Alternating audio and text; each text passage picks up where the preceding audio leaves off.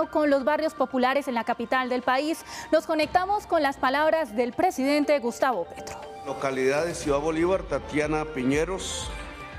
Directores, ministras, ministros y funcionarios del Gobierno Nacional, General William René Salamanca Ramírez, Director General de la Policía Nacional, congresistas de la República, integrantes del Gabinete de la Alcaldía de Bogotá y de la localidad de Ciudad Bolívar, voceros de diferentes ejes temáticos, presidentes e integrantes de la Junta de Acción Comunal, representantes de las comunidades afrocolombianas, indígenas, étnicas, LGBTIQ+, y jóvenes, agrupación de danza Afromix y su directora Andrea Castro, agrupación artística juvenil Ethnic Fusion y su director Jovan Valencia, medios de comunicación y en general a toda la comunidad que nos acompaña. Bien, aquí nos reunimos para iniciar una jornada en la cual espero todos los ministros y ministras estén presentes, porque esa es su magia y su gracia, si no caemos en la burocracia, que es escuchar a la gente, hacer interrelacionar los deseos de la gente y los programas del gobierno nacional, si no, no tiene sentido. Si venimos a un acto simplemente para recitar una serie de proyectos y no articularlos a las necesidades de la gente, pues simplemente no estamos gobernando. Gobernar consiste en eso. Aquí hay que tener cuidado.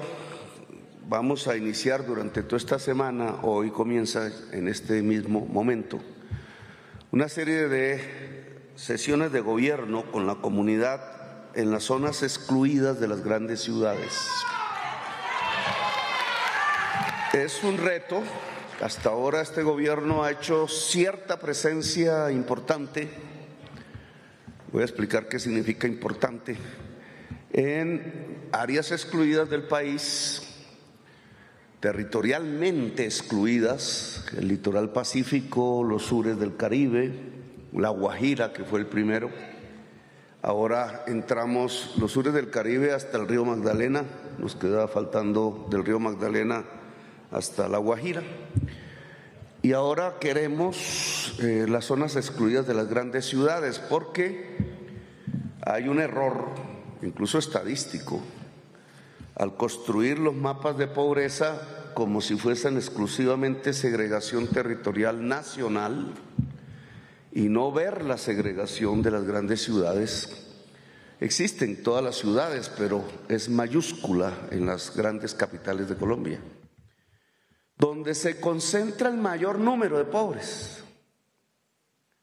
Y esa es la ilusión óptica, que al estar en el territorio excluido nacionalmente, se nos olvida el mayor número de pobres, porque no atendemos estas áreas que dejamos a las alcaldías. Las alcaldías, sin entrar a criticar, mal que bien, dependiendo de sus proyectos políticos, lo asumen o no lo asumen. Y por tanto, si una alcaldía no asume la responsabilidad social, la de luchar por la equidad social y en contra de la segregación territorial, pues la gente que vive en estas localidades se queda sin la nación y sin el gobierno distrital, en este caso, o local o municipal. Entonces, ese es el peor de los mundos. Por eso cuando uno mira estadísticas del hambre, por lo menos las últimas que tuvimos, el hambre es mayor aquí. No hay una política contra el hambre, es mayor en las zonas excluidas urbanas que en las mismas zonas excluidas rurales, además porque allá de alguna manera u otra está el río, está el pan coger, está la tierra, la alimentación es más asequible que aquí, que no está sino el supermercado, y el que no tenga plata pues no puede comprarse la comida. Entonces y el gobierno tiene que reconocerlo y aprenderlo, que no le puede dar la espalda a las grandes ciudades en sus zonas excluidas. Este es un tema difícil porque hay unas competencias del gobierno local aquí es local y distrital, y hay otras que son de la nación. Y entonces, ¿cómo la nación, por ejemplo, en la capital de la República, podría ser más claro en Cartagena, podría ser más claro si nos vamos a Cali, pero en Bogotá es muchísimo más difícil? ¿Cómo se articula y cómo opera la nación en el distrito capital, que goce de autonomía más que cualquier otra ciudad de Colombia por orden constitucional, que le ha servido a Bogotá indudablemente, porque sus niveles promedios, sus indicadores promedios son los mejores de Colombia casi que en todos los temas, casi en todos los temas. Aquí se han hecho esfuerzos. Un proyecto político como el de Bogotá Humana hizo un esfuerzo, digamos, coherente y explícito de lucha contra la segregación social. Ese fue su programa, muy parecido al que ha planteado el gobierno a escala nacional, pero aquí mucho más eficaz. Quizás porque es más fácil el manejo administrativo en el distrito que en la nación, o quizás porque las personas que dirigían el gobierno en aquella ocasión se apersonaban más, les dolía más el pueblo. Por eso existe este teatro. Voy a hacer poner de pie a Cristóbal Padilla, que es un barranquillero devenido en cachaco. Cristóbal Padilla fue alcalde local de esta localidad durante no me acuerdo cuánto tiempo en el gobierno de la Bogotá Humana. Y allí se trazó un plan. ¿Qué es lo que va a hacer el gobierno distrital en lo que era en ese momento la localidad más pobre y violenta de Bogotá? Y dijimos pues que no se acabe la segregación desde el punto de vista de la mentalidad del gobierno. Pues, las obras se hacían en realidad, con algunas excepciones, en colegios, pues de la calle Primera hacia el norte y no de la calle Primera hacia el sur. Eso lo hemos descubierto a nivel nacional en una escala todavía peor. Cómo se concentra la inversión pública en los sectores más pudientes. Así era en Bogotá. Bueno, no entro a criticar porque no es mi papel, pero es mirando los números. Quisimos transformar eso, cambiarlo y hacer que la inversión pública llegase más a los sectores tradicionalmente excluidos de la ciudad de Bogotá, tanto social como territorialmente, y este es un ejemplo. Por eso me gusta, no había podido entrar aquí. Este teatro fue una idea personal mía. No me la dijo nadie.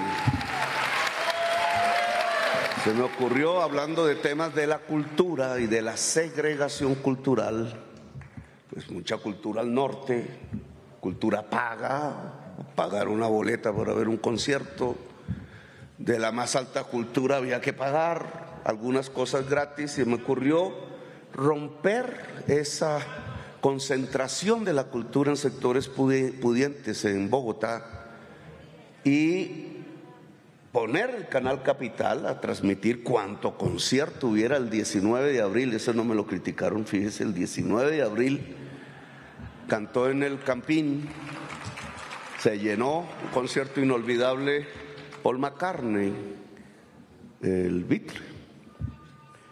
Quizás la última vez que podamos verlo, 19 de abril, no me acuerdo el año. Y ahí sí no dijeron que era por mi cumpleaños ni nada de eso, pero fue una época, fue un momento excepcional, eso se transmitió. No había concierto, por muy caro que fuera, que no se transmitiera al conjunto de la población a través del Canal Capital, como un vocero, como un transmisor de la cultura a cualquier rincón de la ciudad. Pero también lo quisimos hacer físicamente. Y entonces la idea que yo tuve fue, si hay un teatro muy bonito en el norte, el Julio Mario Santo Domingo, porque no hay un teatro similar en el sur. Este es.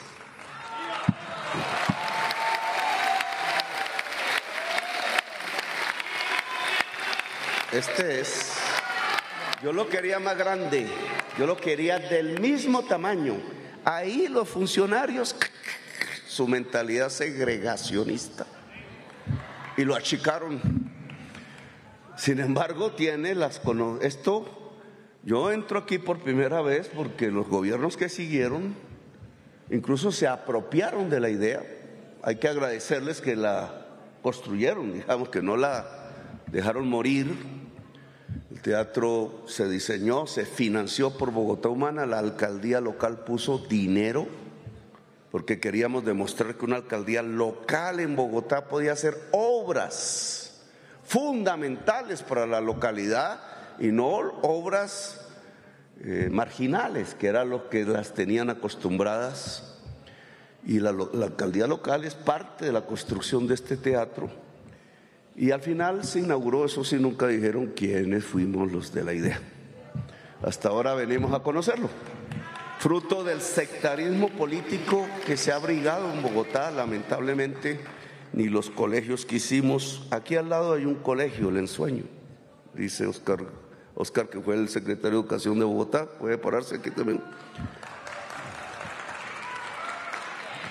Y aquí junto se hizo también un edificio que acabo de inaugurar, imagínense.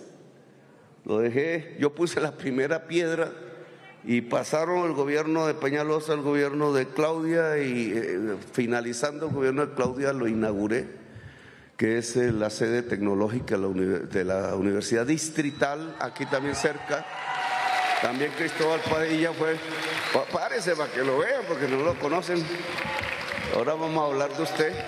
Puso los recursos de la alcaldía local y pudimos sacarlo adelante. O sea, la alcaldía local pudo hacer un teatro de alto nivel, pudo meterse en la construcción de colegios y se metió en la construcción de sedes universitarias, pero era otorgarle poder a lo local, que es dinero, pero también capacidad de la ciudadanía, porque al final la idea era, ojalá se cumpla, que la ciudadanía se apropiase de estos espacios de la mejor calidad para pues su desarrollo humano. Igual el Metrocable, que no se llama Metrocable, sino que le cambiaron el nombre, pero yo le sigo llamando Metrocable porque eso era Metrocable. Sigue siendo hoy,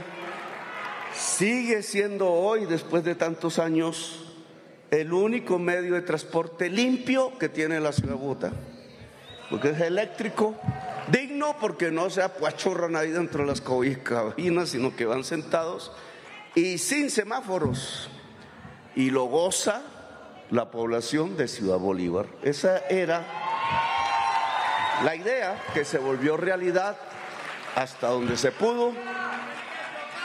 Ahora no podemos reemplazar al distrito en sus competencias, sino que tenemos que ver cómo el gobierno nacional se implanta, no en toda la ciudad, sino en sus áreas más excluidas, para desarrollar un proyecto de emancipación,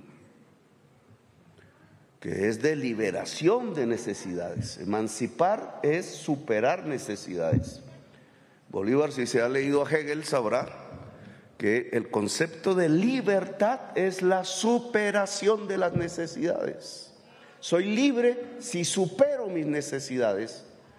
Hablamos de las básicas, hablamos incluso más allá de las básicas. Cuando la persona está esclava de sus necesidades, no las puede resolver, pues es eso, esclavo. Salía el ministro de Hacienda de Santos, Mauricio Cárdenas, que es el responsable número 1 de que no haya metro en Bogotá, porque suspendió el proyecto él, diciendo que por qué hablaba tanto de esclavitud. Le falta lecturas, es economista, pero le falta lectura filosófica. La esclavitud es cuando un pueblo no supera su necesidad, es esclavo de la necesidad.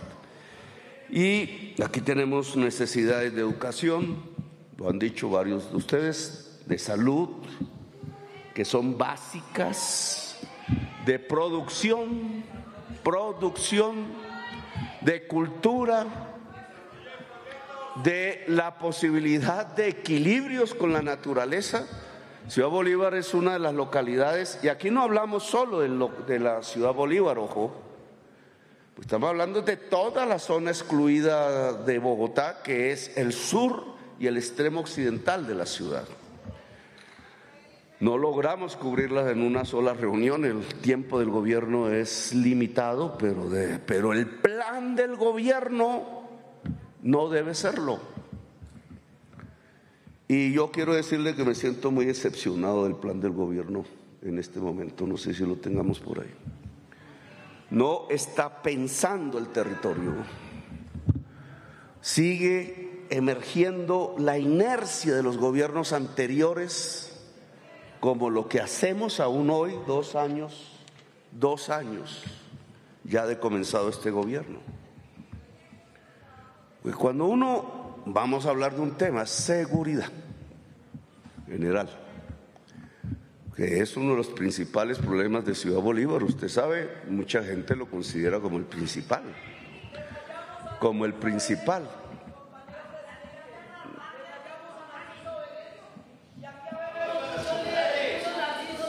Sí, usted tiene la razón, porque cuando uno mira las estadísticas, que yo no las tengo aquí, tenemos un nivel de homicidios que siempre ha sido el más alto de Bogotá. Lo que va de este año sigue teniendo el mismo número del año pasado. El alcalde es el jefe de policía, pero eso se olvida. Cuando aparecen los cadáveres es el presidente el responsable.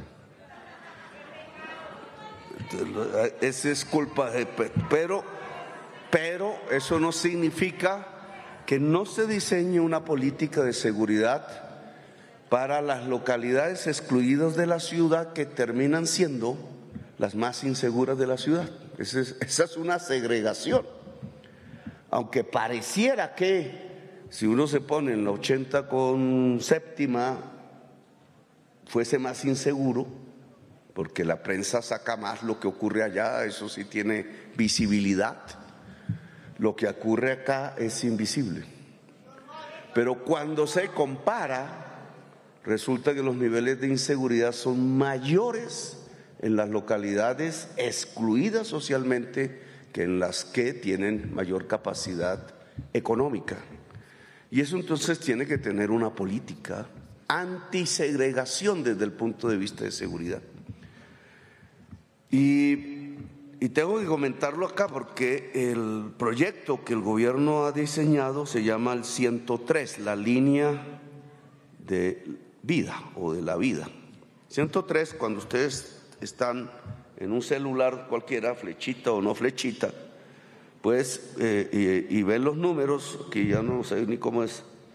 Cuando ven los números, bueno, si van a marcar 103, ahí es 103, es una B pequeña, B de la vida.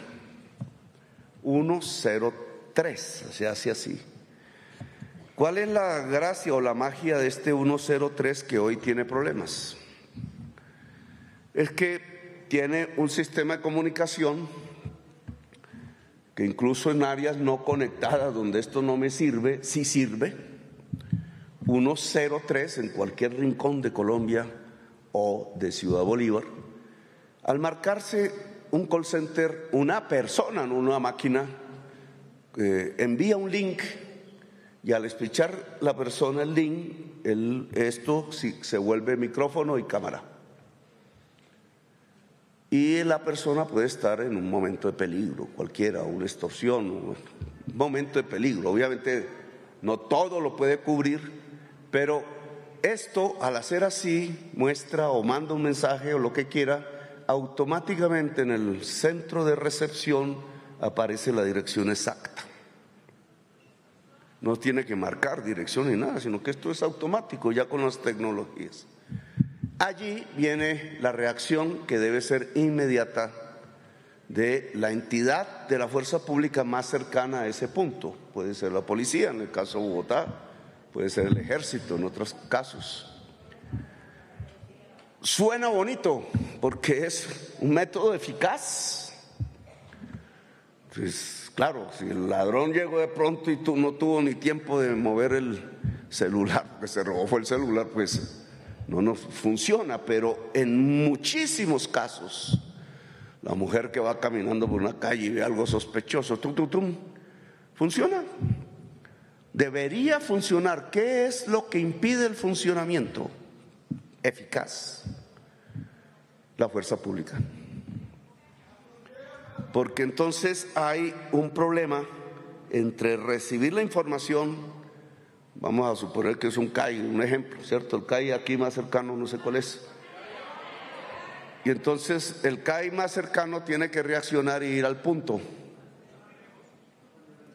Ahí estaríamos en tiempo real, porque eso queda todo trazado, todo se llama la trazabilidad, queda todo registrado.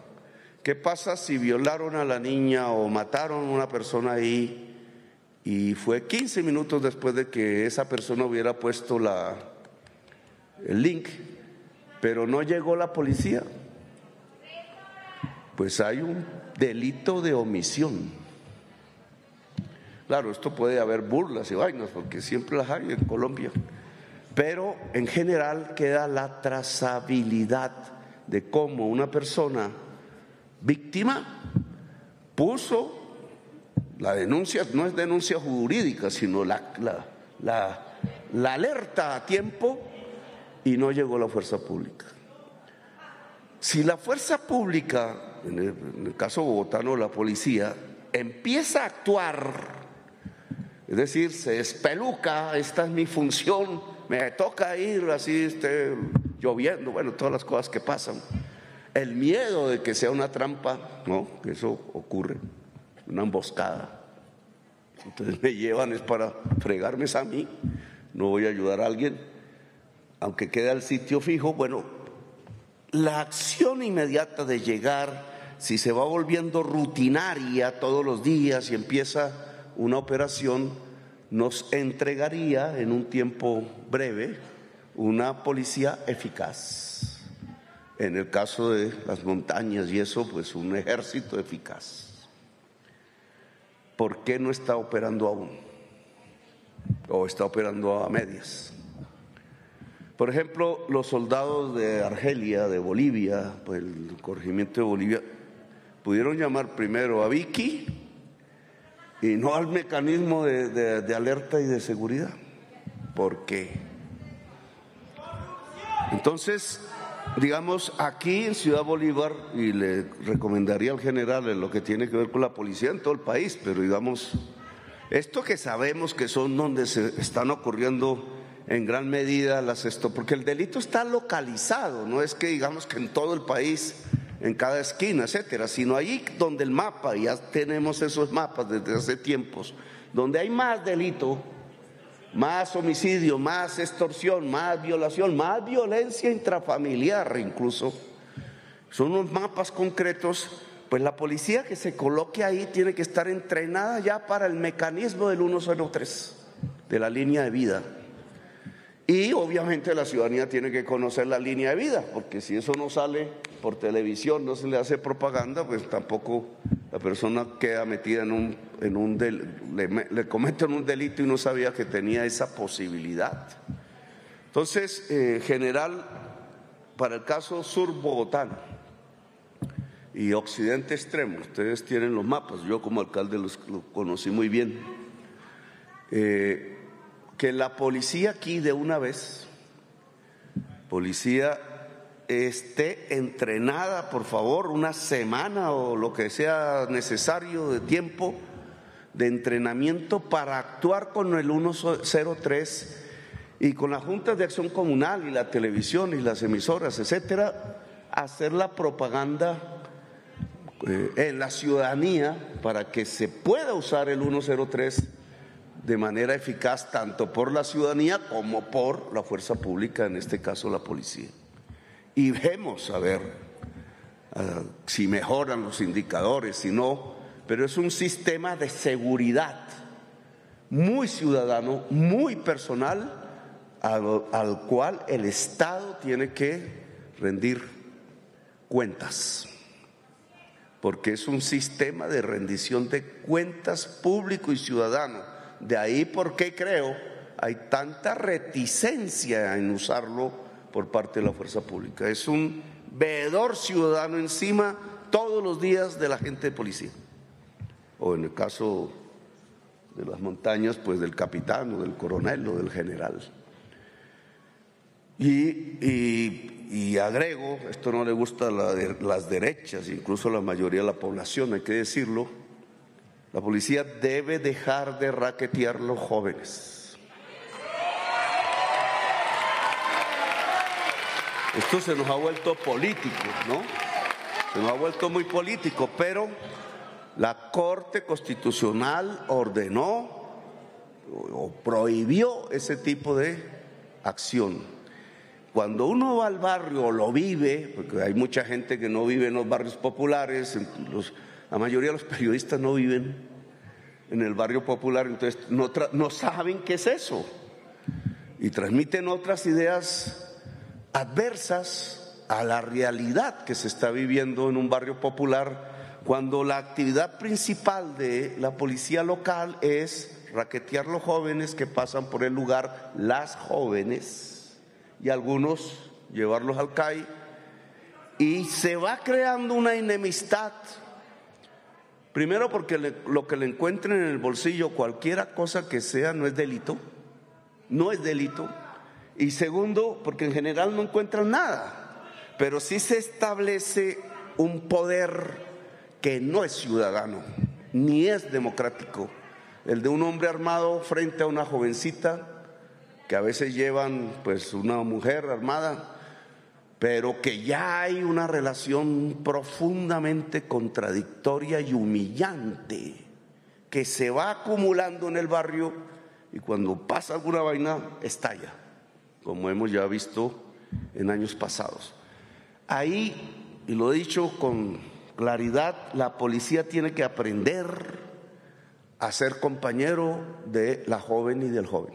Está es al servicio de esa persona, cualquiera que sean sus circunstancias, porque cada persona vive sus propios problemas, pero esa amistad policía joven, policía mujer, policía, pues en general toda la ciudadanía, porque no es para excluir, en el barrio popular nos puede ayudar a construir la paz y la convivencia ciudadana en la ciudad. Porque nosotros hablamos de paz y siempre pensamos en las montañas y los grupos allá, uniformados, etcétera, pero es que resulta que hay que hacer procesos de paz que son diferentes en las ciudades. Y eso pasa por la inclusión juvenil. Pero una parte de esa inclusión juvenil es que la joven no vea al representante del Estado, que generalmente está en el barrio, que es un policía, como un enemigo, como alguien a quien esconderse, sino que se vea como un amigo, y ahí se construyen los tejidos sociales. Entonces, este tema de una línea 103, tenemos que hacer reuniones de verificación de cómo es que está incrementando la seguridad dentro de la ciudadanía en los barrios populares y las zonas excluidas de Colombia, y en general en toda Colombia, porque no es solo el 103, es para todo el mundo. Se puede ir convirtiendo en un derecho universal, que es por lo cual nosotros peleamos. Bien, ese es un tema. Aquí han surgido otros, y aquí es donde yo veo los problemas. O sea, vamos a poner secretario de Educación, que era secretario, ahora ministro, viceministro de Educación. La educación en las zonas excluidas de Bogotá.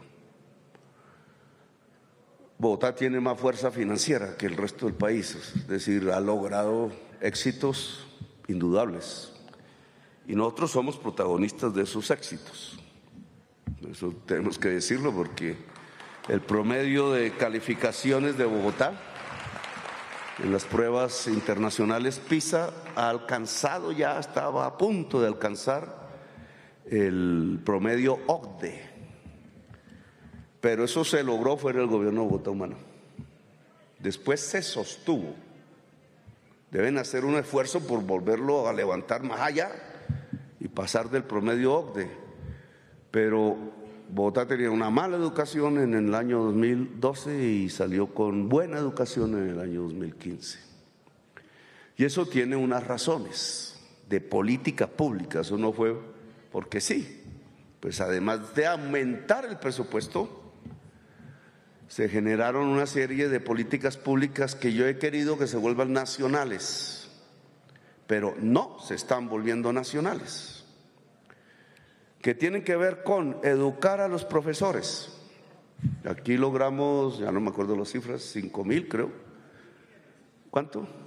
6,500 de 34,000, que es un volumen. El 20% de los profesores salieron a reeducarse en posgrados pagos por el distrito, por nosotros. Eso ayuda a aumentar la calidad educativa. Aquí logramos que se diera educación superior en los colegios, acreditada, es decir, que le sirviera al joven, a la joven, para continuar cursos y terminar su carrera, usando la infraestructura del colegio, que significa que la infraestructura para la educación superior vale cero, ¿cierto? Lo único que tiene que hacer el Ministerio de Educación es pagar el profesorado. Me parece que no se está haciendo. Y ese es el programa bandera de Colombia, Potencia Mundial de la Vida. Y adicionalmente, entre otras cosas, dijimos infraestructura. Bogotá no había adelantado infraestructura en educación superior, sino la privada. Y la privada es paga, unas universidades de garaje muy malas y unas universidades muy buenas, pero donde hay que pagar un billetal. Y entonces, para el pueblo, para la juventud popular, ¿qué? Nada. Y esa no puede ser la respuesta de un Estado a la juventud. La respuesta de un Estado a la juventud es: te abrimos las oportunidades de estudiar. No es una propaganda, es una realidad. Aquí se han hablado de unos macroproyectos que yo no sé si de verdad avanzan o no, que se cuadró fue con Claudia López, que no nos quiere ni 5. Ahora somos culpables hasta de los trapecidas de su partido, de algunos de su partido, porque hay gente muy decente allí y se está, ahora hablamos de eso, se está generalizando algo que no es. Bandidos hay en todos los partidos políticos, en unos más que en otros, Por eso la corrupción no es un tema de que la izquierda no y la derecha sí, sino que hay que cuidarse todo el tiempo, porque le meten a uno los dedos en la boca y el que menos piensan, dicen por ahí. Por eso hay que tener abierto, pero ahora hablamos de eso, estamos hablando de educación. Entonces, la educación superior en las áreas excluidas de Bogotá, aquí hay una falencia. No hay educación superior en la juventud excluida de Bogotá. Y nosotros tenemos que llenar ese vacío. No vi en este informe, por ejemplo, la sede de inteligencia, de las facultades de inteligencia artificial en USME. No me lo pusieron. Tienen ustedes un teléfono roto, porque no es poner puntos de digital, que también, ¿cierto? En Ciudad Bolívar sí que habría que construir comunidades de conectividad, porque aquí el internet de banda ancha no llega tanto. De eso fui testigo. La fibra óptica llegaba hasta la calle Primera. No sé si la han ampliado en ETV o ETV se ha achicharrado. En el tiempo la han achicharrado, y entonces ¿dónde está la fibra óptica en Ciudad Bolívar, por ejemplo? Pero eso me hubiera gustado leerlo. Bueno, nuestro plan es tal porque banda ancha y educación superior pues van de la mano, educación en general van de la mano. Y entonces, si aquí ETV no está poniendo la fibra óptica o estamos en manos de las entidades comerciales, que eso vale, pues ¿dónde está el gobierno nacional? Entonces, el programa para fibra óptica de las zonas excluidas socialmente de Bogotá es una responsabilidad que debemos asumir porque el mercado no las va a asumir.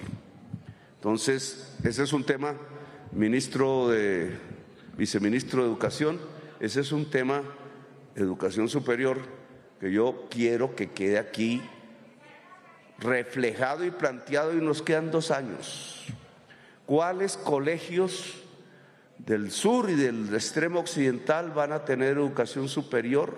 ¿Cuántos maestros y maestras de educación superior vamos a pagar? ¿Cuántos jóvenes, muchachos y muchachas van a tener esa posibilidad? ¿Y cuántas sedes universitarias vamos a dejar? Porque eso es un proceso en construcción, a dejar comenzadas en la ciudad de Bogotá. Ahora, si es muy difícil con el alcalde que la LODE suba, porque ustedes hay un problema político y quieren cementar eso y no hacer la universidad, si hay un problema, entonces compremos los colegios que quedaron desocupados del centro y los abrimos a la educación pública superior en la ciudad de Bogotá. Bueno, hablaron aquí muy bien del medio ambiente, ministra, no sé qué. Eso significa un proyecto, porque pueden haber reservas forestales distritales, como la Tomás Van der Hamen, que no la están moviendo, y puede haber reservas nacionales. Y eso es un tema que deberíamos mirar, porque la actual crisis del agua en Bogotá tiene que ver con un exceso de negocios en urbanización frente a la destrucción de la selva amazónica hasta donde sabemos. Y entonces se acabó los embalses y llegaron casi a cero, no sé si se estén recuperando para el día de hoy. Están ahí medio, es decir, la ciudad no está superando su crisis de agua. El país superó el Niño, pero Bogotá no está superando el problema del Niño en la ciudad, que es crisis climática, pero son también negocios. O sea, el embalse de Chingaza se acaba por los negocios tumbando la selva y negocios creando urbanización acelerada en la sabana de Bogotá, toda incluida Bogotá. Nos toca meternos, porque si no, ¿qué? La ciudad sin agua, ¿qué? Unas semanas se puede aguantar, pero 1 mes, 2 meses, 3 meses, ¿qué? Una ciudad tan grande, no hay un episodio en el mundo de este tamaño. Ciudad del Cabo, que es una experiencia que hay que ver, es una ciudad más pequeña que Bogotá, y Montevideo también. Entonces, ver cómo nosotros equilibramos o ayudamos a equilibrar humanidad y naturaleza en estas localidades, que incluye el urbanismo. Ministro de Transporte me debe ¿cómo se llama? La Autosur soterrada. Aquí está el ministro. Me lo dejó en las últimas de las prioridades.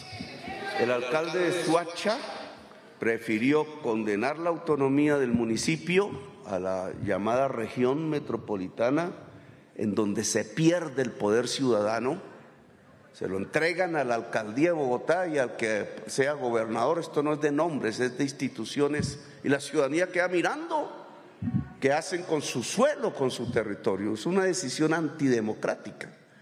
Pero dijo en las entrevistas que era inviable soterrar es hundir la Autosur, porque ¿qué pasa en la Autosur? Todo el transporte de carga de Bogotá, todos los viajeros de paseantes de Bogotá pasan por medio de la ciudad de Soacha, y la señora que lleva a los niños tiene que correr entre los carros para cruzar en su municipio de una acera a la otra.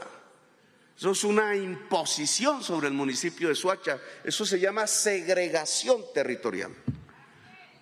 Soacha hace parte de esta gira. Y en Soacha dijimos 2 cosas, vamos a ayudar como gobierno nacional.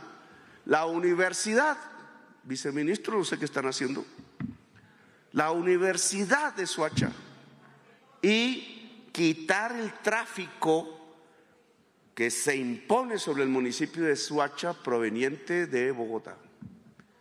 Si no se puede soterrar técnicamente, hagan la variante, como en cualquier pueblo.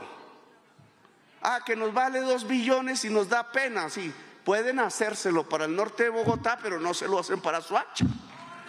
Eso no puede ser.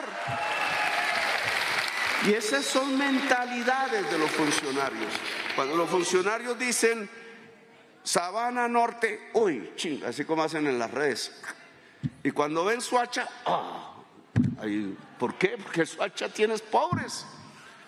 Y entonces no les parece bien, y entonces van metiendo el proyecto en el escritorio, va pasando el tiempo y hay que esperar que ese Petro se vaya o lo tumben y ya.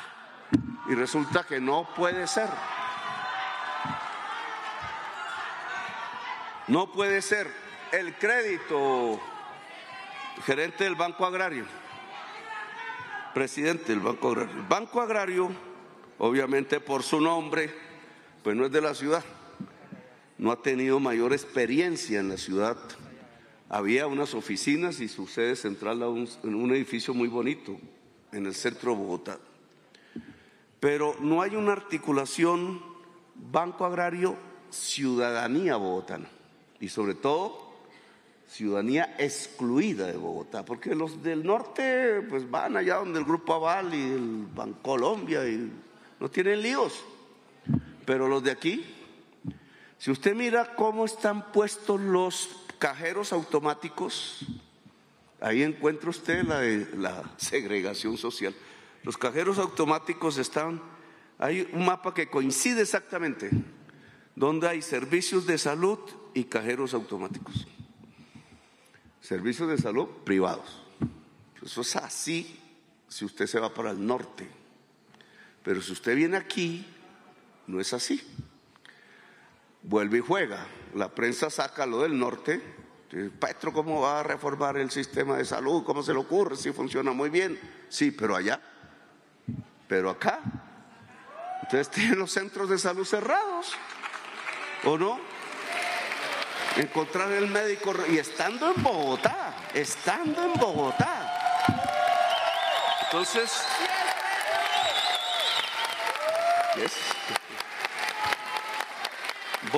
voy aquí al tema del crédito. Aquí lo que hay es gota a gota. Aquí la extorsión está ligado, no digo completamente, el general me dirá, está ligado a los mecanismos de crédito usurero, a entregar a altas tasas de interés hoy más que nunca y a extorsionar al comerciante, a la comerciante del lugar o a cualquiera que tenga por ahí un carrito o algo así por el estilo. Entonces, el crédito, lo dijimos en campaña, es una fuerza productiva, le entrega a la gente capacidad de producción. Estoy hablando del crédito para producir, no para comprarme un cacharro o cualquier cosa de esas. Entonces, sí, y eso es un reto porque no existe antes. Yo vengo aquí y encuentro este dato, a ver si lo tengo aquí, 1.100 millones de pesos para 250 y pico personas. Eso me da 4 millones por persona.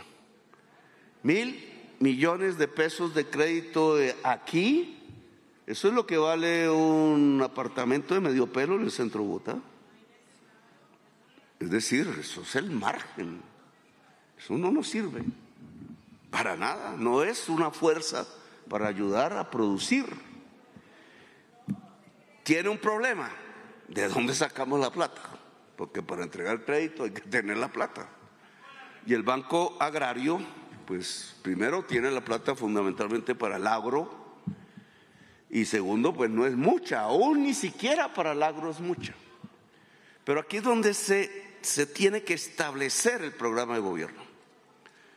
Y creo que en cierta forma se ha incumplido, porque tenemos que captar aquí. Sin miedo, captar. Que toca más tasa de interés que los del Grupo Aval, pues toca. Captar aquí, tener oficinas aquí.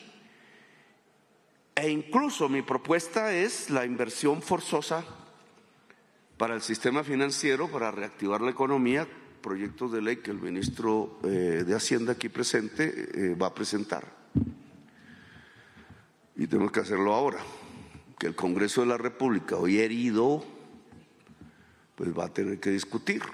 Lo rechaza, no lo rechaza. Es la reactivación económica. Si parte de la inversión forzosa se dirige a financiar la economía popular, rural y urbana, la economía popular está aquí. Y por tanto, la presentación de un programa de crédito ampliado que es para montaje de empresas. Yo no hablo de microempresas, porque estoy hablando de crédito asociativo, no individual. Por tanto, deben ser empresas, porque una microempresa se raja rapidísimo, pero una empresa bien montada no tanto. Puede tener mayores posibilidades. Ahí en esas cifras, lo que llamábamos familias en acción, disminuyen. Y lo que disminuyen porque las más pobres van a tener 500,000 pesos mensuales, ¿cierto? Es decir, estadísticamente salen de la línea de pobreza y tienen que ser mujeres cabeza de familia, de niños menores de edad, para combatir el hambre.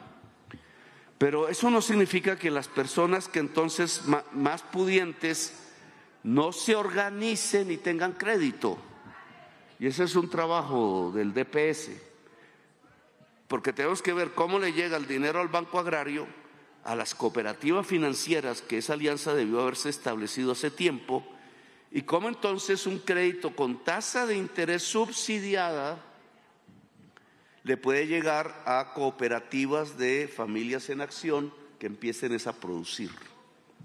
Y juntamos ambas cosas, hacemos sinergia. Familias, son 40,000 familias aquí nomás en Ciudad Bolívar. Pueden ser más en todo el mapa de la exclusión social, pero eso es un programa que tiene que ya estar diseñado, andando. Así no tengamos todavía el recurso, porque hay que buscar el recurso, que igual es hacia el tema de vivienda. Yo esperaba de la ministra un plan, no me lo entregaron en la mesa, de mejoramiento de vivienda para los sectores del sur de Bogotá. Todos sabemos que la mayor parte del déficit de vivienda en la ciudad de Bogotá no es vivienda nueva. Hay un pedazo, pero la mayor parte de la ciudad de Bogotá, casi la mitad, son barrios populares construidos por la misma gente. Y Ciudad Bolívar es un ejemplo de eso. Y entonces, esa construcción popular que explica la mitad de la ciudad de Bogotá, aquí no, fíjense que aquí es que ha habido cambios en la ciudad. Entonces aquí tenemos vivienda industrial de urbanizadores, un mejor nivel de vida de lo que antes tenía Ciudad Bolívar, que era, yo la conocí, yo me metí con botas de caucho en el barrial de las casas de techos de Paroy. Yo la conocí de jovencísimo, pero hoy que necesita, esas casas se construyeron con la fuerza popular y hay que mejorarlas. Entonces, muchos son planchas, en muchas partes son planchas, en otras son casas que no tienen el baño bien, que no sé qué, incluso sin cemento. Encontré algunas siendo alcalde sin pisos de cemento. ¿Cuál es el programa de mejoramiento de vivienda para los barrios populares de la gran ciudad? ¿Y cuál lo planteado para el sur y el occidente de Bogotá, que viene a ser el núcleo poblacional más grande, el número de viviendas más grande y el déficit de vivienda más grande de todo el país? Entonces yo esperaba el proyecto. Eso también necesita plata, quizás también es crédito con tasa de interés cero. Y hay que buscar la plata, pero hay que tener el proyecto, hay que mencionarlo, hay que organizar a las mamás, a las mujeres en general, poseedoras de vivienda en los barrios. Esta es la Asociación de Mujeres del Barrio La Candelaria, esta es la de San Francisco, esta es la de Tres Reyes, para conectar entonces la demanda con nuestra oferta de mejoramiento. Es una organización popular lo que hay que desatar en todo el sur de Bogotá y el occidente, y hay que hacerlo ya, porque si no, si nos demoramos ya no fuimos. Y ya pasa como Tatiana, que entonces tiene que ver el próximo gobierno y tal y tal. Entonces, creo que he hablado ya de varios temas que simplemente oyéndolos y cotejando con lo que tenemos aquí de gobierno, el gobierno tiene que tener el plan de inversiones públicas en el territorio excluido. Si los funcionarios de abajo se los están imponiendo, aquí no estamos haciendo nada, nada. Igual que no se hizo en el pasado, igual en este momento.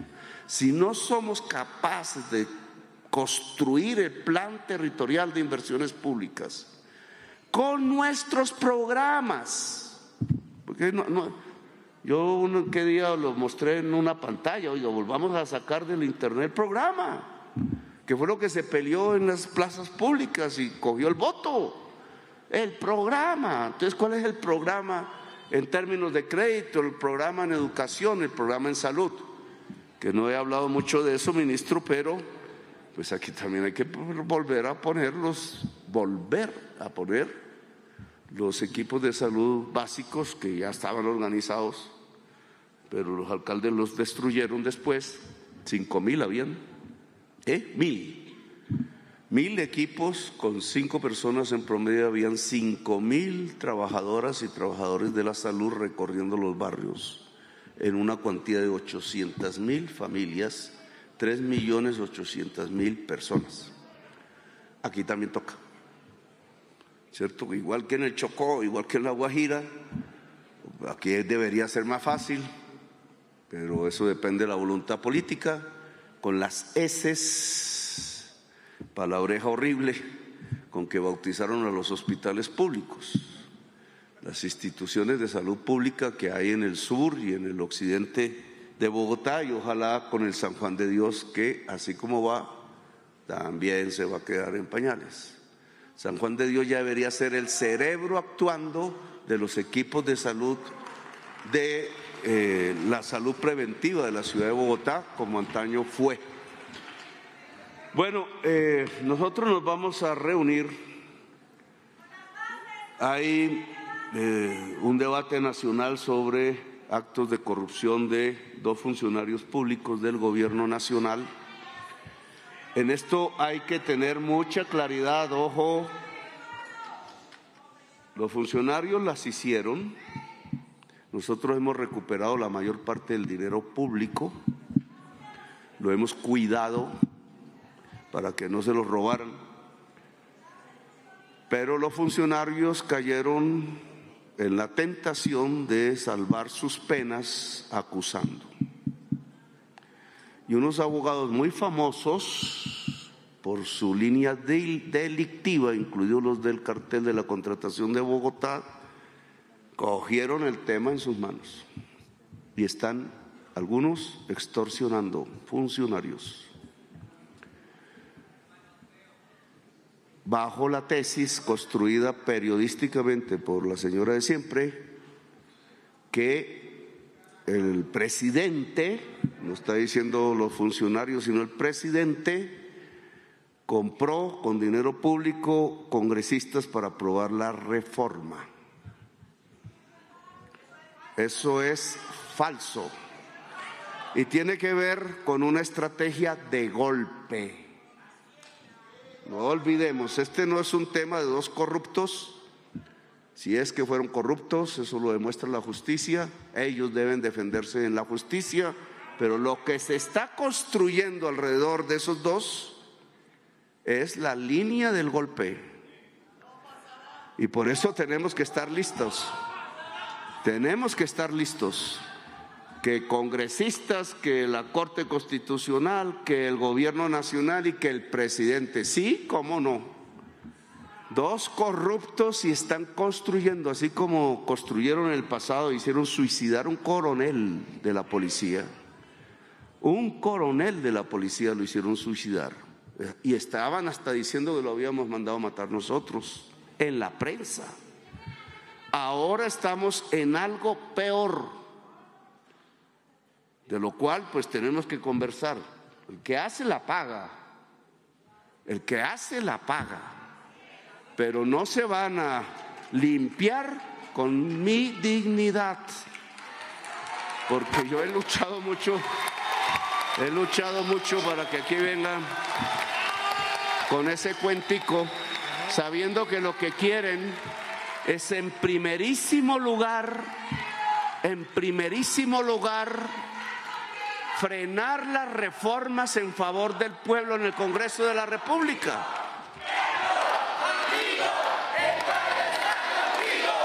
Gracias. Entonces, en esto no nos podemos engañar, vicepresidenta. Lo que están buscando el establecimiento sucio es frenar las reformas políticas que benefician al pueblo en el Congreso después de que salió tanta gente en las marchas. Y están utilizando los corruptos que nosotros mismos sacamos y a los cuales no les dejamos sacar el dinero público del país. Ojo con eso, después hablaremos más con calma del tema. Bueno, gracias por haberme escuchado, muy amables.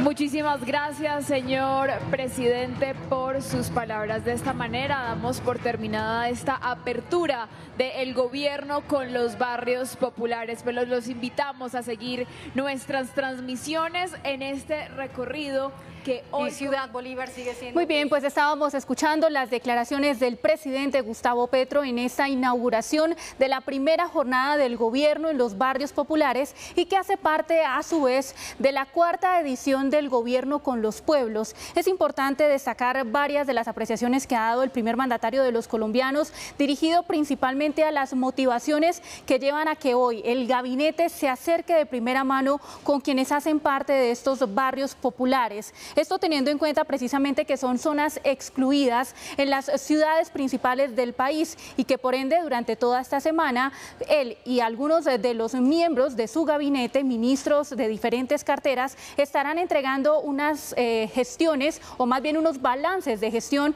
junto con las comunidades, socializando los proyectos que tienen a su cargo, pero les ha dado una instrucción el jefe de Estado a estos ministros y es que esos proyectos realmente se articulen con las necesidades de cada una de las personas de esos barrios que estarán visitando en diferentes ciudades del país. En el transcurso, como les indico, de esta semana ha hablado fundamentalmente de los temas primordiales para quienes hacen parte de las ciudades capitales, temas como la pobreza, como el hambre, la seguridad, que es significativamente importante, por supuesto, para los capitalinos, temas como el de la salud, la empleabilidad, esa economía popular que es tan importante de fortalecer, temas ambientales y de movilidad, de igual manera la prestación de servicios incluso bancarios y cómo esto debería acercarse aún más a las comunidades. Ha hablado también de la probabilidad de que se extiendan también, por supuesto, todos estos programas de mejoramiento de vivienda en estos sectores marginados de la sociedad colombiana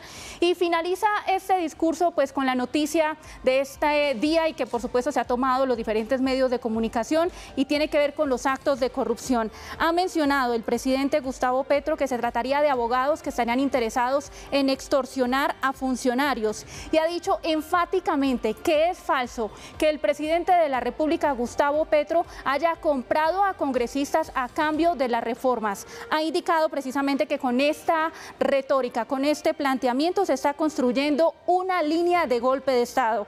Finaliza con una palabra que voy a abrir comillas, el jefe de Estado: el que la hace la paga, pero no se van a limpiar con mi dignidad. Pues de esta manera estamos culminando este avance informativo. Nos encontramos más adelante recordándoles que el primer mandatario se dirige en este momento al municipio de Soacha, en Cundinamarca, donde también tendrá lugar precisamente otro encuentro con las comunidades dentro de este proyecto, de este programa, de una estrategia que hoy se empieza a implementar y es ese gobierno con los barrios populares. Gracias por habernos acompañado.